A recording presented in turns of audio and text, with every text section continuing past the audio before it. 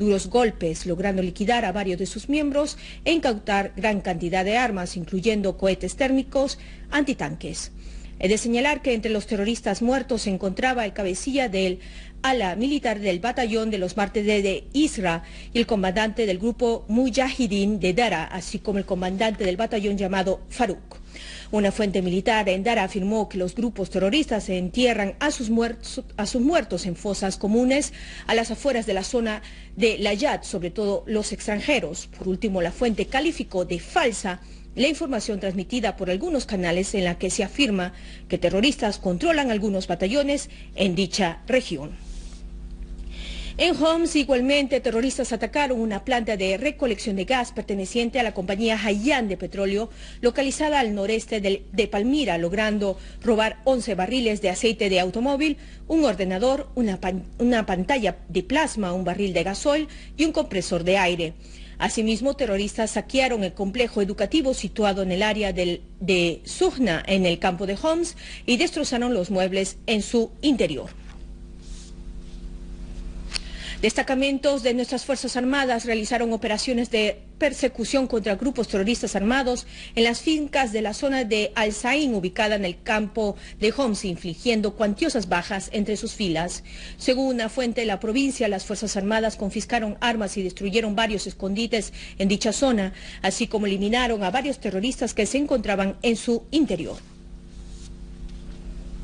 Escuadras de las Fuerzas Armadas llevaron a cabo este miércoles una serie de operaciones en las que liquidaron a varios terroristas en diversos poblados de Damasco Campo. Una fuente responsable informó que una unidad del ejército dejó varios muertos y heridos entre los integrantes de una banda terrorista armada que atacaba a los habitantes del poblado de Al-Baghdaliya, así como destruyeron un vehículo equipado con una ametralladora pesada antiaérea en el barrio de Magarba, en el mismo poblado. La misma fuente agregó que las Fuerzas Armadas destruyeron un mortero en la calle de Basel, en el poblado de Silla Villa, así como eliminaron a terroristas en las afueras de una granja en el mismo poblado.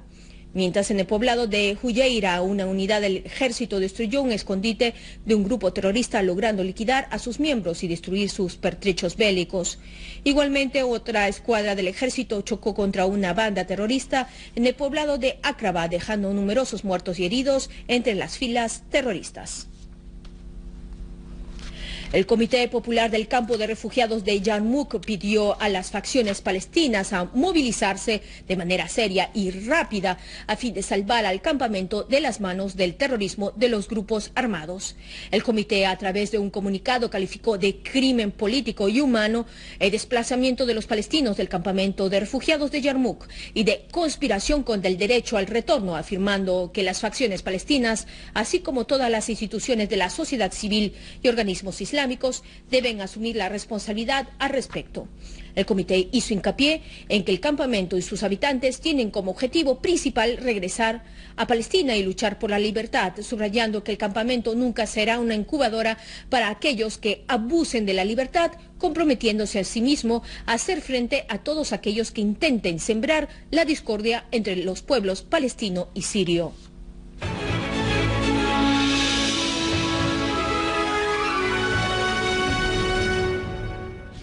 Con motivo del Año Nuevo, el gabinete felicitó en su sesión semanal al presidente Bashar al-Assad y al pueblo sirio, deseando que en este año reine la prosperidad, la seguridad y la estabilidad en todas las zonas del país. El primer ministro Wali al-Halki subrayó que el gobierno desplegó grandes esfuerzos a lo largo del año pasado para hacer frente a los retos y allanar las dificultades que enfrenta Siria, así como aliviar sus repercusiones sobre la vida cotidiana de sus ciudadanos. Igualmente, el primer ministro hizo hincapié a los sacrificios ofrecidos por nuestras valientes Fuerzas Armadas, a los esfuerzos diplomáticos desplegados por la parte siria, así como la resistencia del pueblo sirio y su apoyo al Ejecutivo sirio.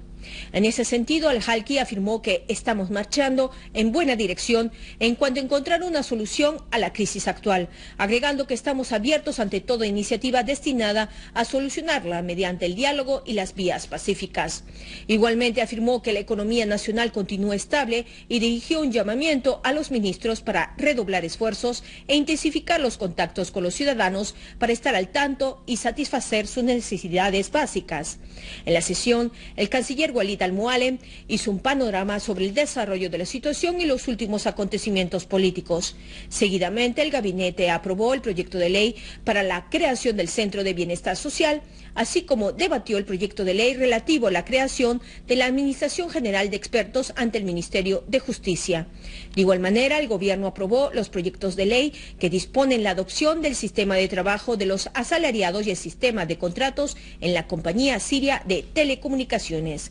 También fueron examinadas las vías para garantizar la distribución de diésel y gas y las medidas a ser tomadas para impedir el tráfico ilícito y contrabando a los países vecinos de estos productos. El primer ministro Wael al-Halki destacó las profundas relaciones estratégicas e históricas entre Siria e Irán, así como el papel de estas distinguidas relaciones en hacer frente a los proyectos de Estados Unidos y el ente sionista en la región. Durante la reunión sostenida con el embajador de Irán en Damasco, Mohammad Riza al-Shaibani, el jefe del gabinete subrayó la importancia de desarrollar las relaciones económicas y de fomento entre ambos países, así como promover el intercambio comercial mediante la elaboración de mecanismos que puedan ayudar a facilitar los procedimientos entre ambas partes. Igualmente, al-Halki elogió altamente a Irán por su rápida reacción a la hora de satisfacer las necesidades de Siria en cuanto a medicinas y otro material básico. El ministro de Petróleo iraní, Rustom Qasimi, reveló que una reunión tripartita entre los ministros de petróleo de Siria, Irán e Irak se celebrará a mediados del mes en curso en la capital iraquí, Bagdad, con el propósito de dar seguimiento a la ejecución del proyecto de construcción de un gasoducto con una capacidad de 80 millones de metros cúbicos por día, explicando que partirá de Irán y terminará en la frontera sirio-iraquí, donde se conectará con la red siria de gas. Durante la reunión sostenida con el embajador de Siria en Irak, Adnan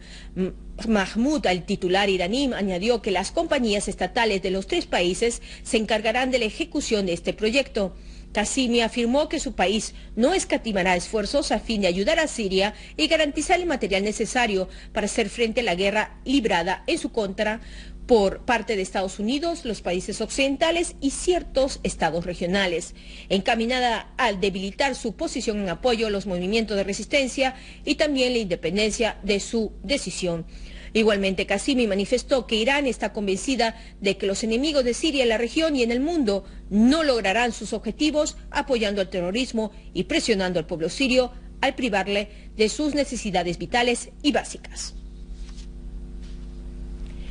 El primer ministro iraquí, Nouri al-Maliki, advirtió de las graves repercusiones de la politización de las manifestaciones que tienen lugar en algunas provincias iraquíes, subrayando que ellas atienden a agendas extranjeras. En este marco instó a los iraquíes a no permitir que los enemigos del país se aprovechen de las actuales circunstancias para destruir a la patria. Según un comunicado emitido por la presidencia del Consejo de Ministros de Irak, al-Maliki manifestó que la responsabilidad implica que las fuerzas de seguridad deben hacer frente a todas las partes que traten de dañar los intereses del pueblo iraquí y afectar a su soberanía y unidad. Al-Maliki expresó que el gobierno iraquí observa con gran interés los sucesos en varias provincias en las que se desarrollan manifestaciones que exigen el cumplimiento de una serie de demandas. Al respecto, el primer ministro afirmó que algunas de estas demandas son justas, subrayando, sin embargo, que se mezclaron con otras, las cuales se contradicen con la naturaleza del régimen político en el país.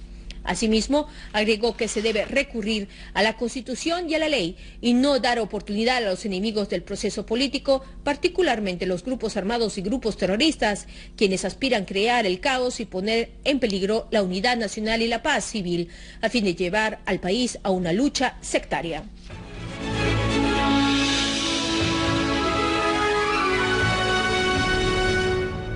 El Ministerio de Defensa ruso anunció la intención de su país de realizar amplias maniobras en el Mediterráneo y en el Mar Negro a finales del mes en curso, con la participación de las flotas del norte, del Mar Báltico, del Mar Negro y del Océano Pacífico, conforme a un plan que tiene como meta preparar las Fuerzas Armadas rusas. El ministerio afirmó que estas maniobras son las primeras en su género realizadas por las fuerzas rusas desde hace décadas, siendo su objetivo mejorar el control y garantizar la interacción de las flotas rusas que se encuentran en zonas marítimas lejanas, señalando asimismo que todas las flotas han completado sus preparativos.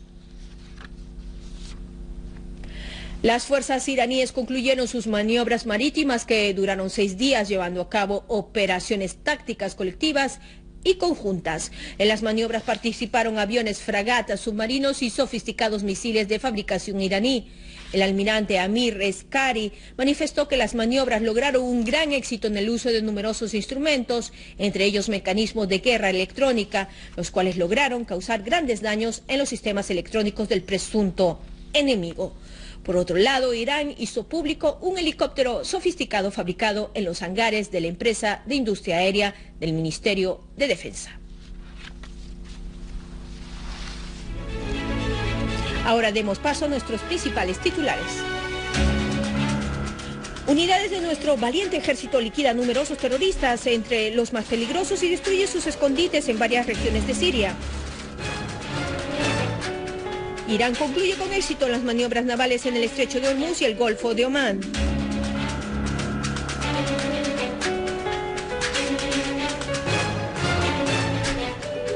Rusia anuncia el inicio de maniobras en el Mediterráneo y en el Mar Negro a finales del mes en curso. Gracias por estar con nosotros. Como siempre, nos vemos en la edición de mañana. Hasta entonces.